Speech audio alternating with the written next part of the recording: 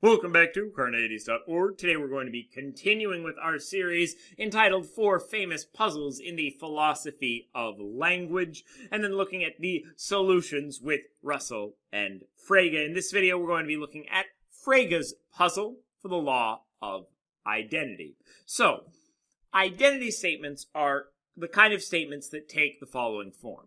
5 equals 5, Mark Twain is Mark Twain, the evening star is the evening star, and Provolov's father is Provolov's father.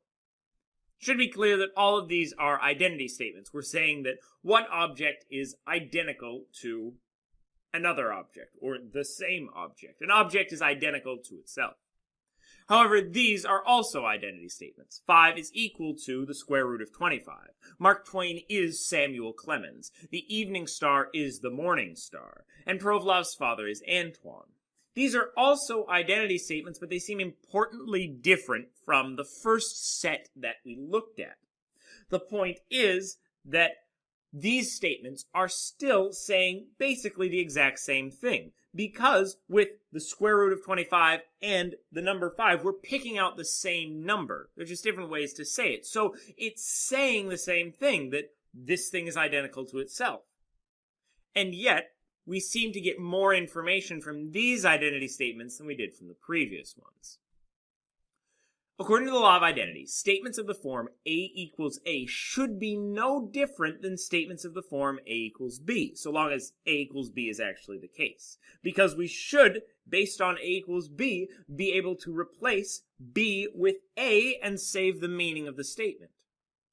And yet, while statements of the form A equals A can be seen to be true via inspection, I can see that 5 equals 5 simply by understanding what equals means. Statements of the form A equals B require some other information. If I don't know any math, I can't tell you that 5 equals the square root of 25. If I don't know certain historical facts, I couldn't tell you that Mark Twain is Samuel Clemens. But simply at looking at the statement, Mark Twain is Mark Twain, I could tell you that it's true.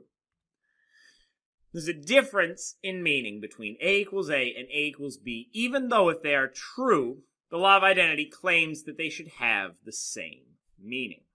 Or, to put it another way, and quote the Stanford Encyclopedia of Philosophy, how can we account for the difference in cognitive significance between A equals B and A equals A when they are both true? That was Frege's puzzle. Next up, we'll look at the puzzle of propositional attitude reports, followed by Frege's solutions to both of those puzzles, then the Bald King of France, negative existentials, and Russell's solutions to those two puzzles. Watch this video and more here at Carneades.org, and stay skeptical, everybody.